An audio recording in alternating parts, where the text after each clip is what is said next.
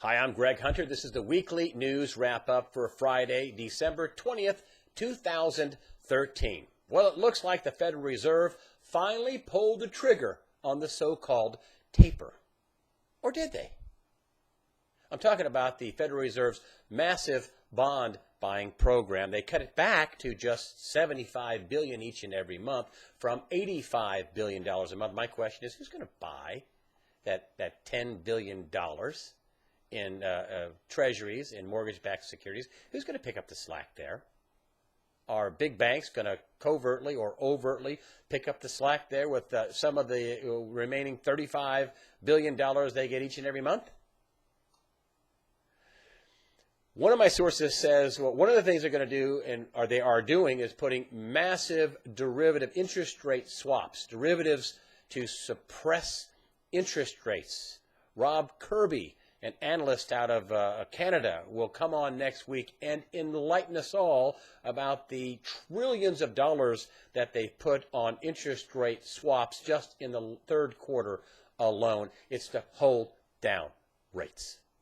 The United States of America cannot afford higher rates for its debt. We cannot afford higher mortgage rates, higher car rates, higher credit card rates. It's a full court press to hold this stuff down. And, what is the Fed doing with this taper? They're kind of saying, well, we can be strong. We're cutting back $10 billion a month. We'll do it in January. Really? Well, the latest numbers in housing and unemployment didn't come out so hot, and that may throw a big cold bucket of water on the Fed's plans. In the Q&A session, when Bernanke was asked, could you guys ever, increase the QE? He said yes, we could. And then he also talked about how they were going to keep 0% interest rates, and they're going to keep accommodative policy through 2016. Look at the USA Today. I mean, this is almost, schizophrenic. Here's the front page of the USA. Fed era of easy money ending. Okay, Fed era of easy money ending. That's not what Bernanke actually said, but a Fed era ending. And here, I don't know if the guys who write the front page talk to the guys who write the front page of the money section. Here's Ben Bernanke, and here's his quote. Let me hold it up for you. I just want you to show how bizarre this is. Here's Bernanke saying, "This is not intended to be a tightening." What? I thought you were tapering. I thought you were tightening. We're trying here to get a high level of accommodation. I thought you guys were cutting this back. Well, I mean, the Fed is basically talking out of both sides of its mouth. Well, they want to look strong, but yeah, we're going to keep printing money. We're going to have 0% interest rates. We're going to keep it going to beyond 2016. If unemployment comes down below 6.5 or 6 point, we're going to keep the pedal to the metal. Of course, unemployment coming down is not really the economy getting better. It's the labor participation rate, which is bouncing around 30-year lows. Of course, details. The mainstream media never wants to really report it that way. If we really were doing the unemployment rate the way it was done, in 1994 and earlier, when it was changed in the Clinton administration, according to John Williams at shadowstats.com, we bounced at above 22, 23%, somewhere in that neighborhood. And let's not forget this latest 2-year budget deal where no spending was cut, none. They killed the sequester basically. Brought up some new taxes a little bit, but no spending cut. We need dramatic spending cuts. And, Obama's going to sign this 2-year deal. But the other shoe that's going to drop is if we have a 2-year deal, don't we need another couple of $1 trillion added to the debt ceiling? That's right. When you add to the debt ceiling, you're really not adding to your debt. You're just expanding it. It's a couple of trillion. When is the world going to say, what? You didn't cut any spending? You're going to add another couple of $1 trillion? You're going to be approaching $20 trillion by what, 2016? When is the rest of the world going to say, we've had enough of your bonds, we've had enough of your dollar? I mean, basically they talked us all into that debt is money. A Federal Reserve note, a financial instrument, as opposed to a Sakakawea dollar. That these bonds are really money, they're liquid, and if our debt is money, then if the debt goes bad, doesn't our money go bad? That's what the Treasury's biggest nightmare is? Our money going bad. And I think all this taper talk is completely phony. They're gonna do everything they can to prop up the dollar and to manipulate the markets. And this has no way to end but very badly. Reports out of the Middle East, I'm shocked by this story. This is a big story, and it got a big yawn in most of the mainstream media. But reports out of the Middle East are showing Saudi Arabia is saying that it's willing to go it alone against Iran and Syria. They're not happy about Iran's nuclear program. They're not happy about the bloodshed in Syria. And they're willing to go it alone. And might I remind you that Saudi Arabia, back in 2010, had the biggest arms purchased in history from the United States, $60 billion. I mean, this is helicopters, this is tanks, this is, you name it, more than 80 brand new F-16 fighter jets. This is some serious equipment.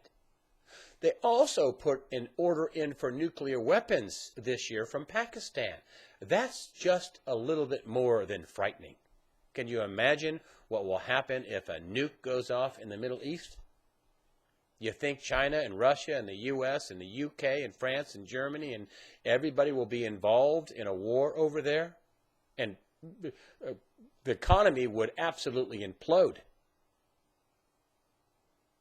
And then on top of it, you have this little tidbit about China and Japan. You really can't write this off as just some little story in the East China Sea.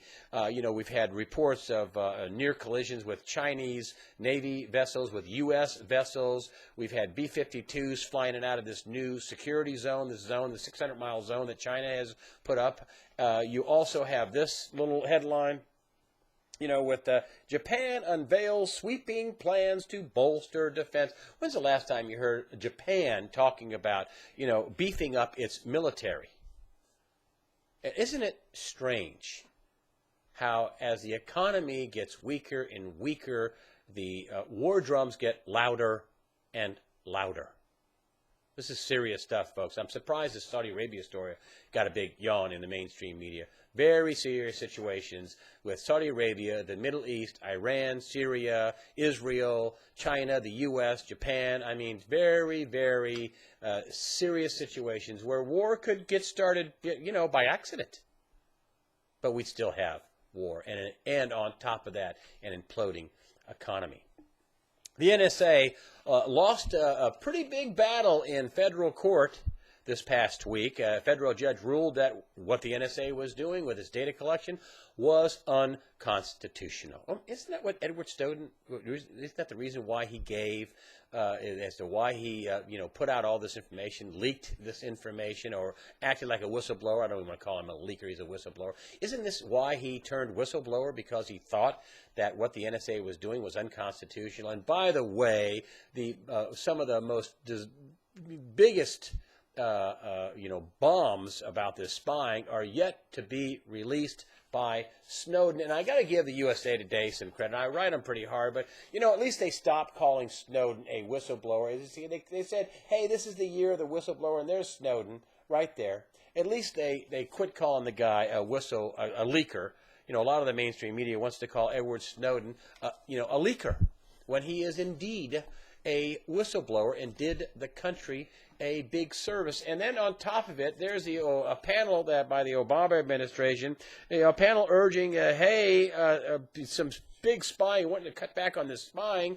And let me tell you, this panel, which is a lot of tech people, are wanting this cut back. Why? Because I think spying hurts confidence, doesn't it? And doesn't, injured confidence hurt the economy? Doesn't it? Isn't it hard to get people to get new products and to buy new products if, I'm not going to be spied on by the government?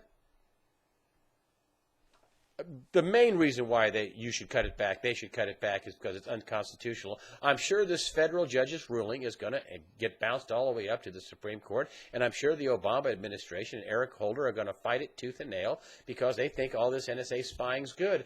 And, some big leaders also, Nancy Pelosi, the minority Democratic leader in the House, and John Boehner voted the same way on allowing the NSA to continue spying. So it's going to be an uphill battle but it needs to be fought, and it needs to be won. Finally, last couple of stories. Bitcoin got slammed this week. It seems China dissed it. The U.S. government has turned on it. And so there's no surprise there. I mean, Bitcoin's in competition with the yuan, which wants to be the world's reserve currency, and the U.S. dollar, which is the world reserve currency, and the also ran fairly big currency, the euro. The Bitcoin's in competition with that. It got killed, creamed this week. A lot of my guests said it was a bad deal, a dead end. I've said, hey, listen, if you want to trade it and you know what you're doing, fine, but it's not a store of wealth. Here is the big surprise, and it came out on Bloomberg. Good source. One of their analysts said, and listen to this, that the London gold vaults are, quote, virtually empty, end quote. Where did the gold go? To China. China is a massive buyer. And you have to ask yourself that in the face of huge, enormous, record-breaking demand for physical gold and silver, how is it that the price is going down? You don't think the government would manipulate prices lower on gold and silver, real money, to make the dollar look better than what it really is, do you? That's the way I see it. Thank you so much for supporting USA Watchdog with your comments and donations. Really helps us out. The donations, comments, I say it this almost every week. We do have some of the smartest people on the web commenting on USA Watchdog. I think so anyway. Merry Christmas to you all. Have a good Christmas week this next week, and have a good weekend. Hopefully your shopping will work out well for you. I'm Greg Hunter. Have a nice weekend.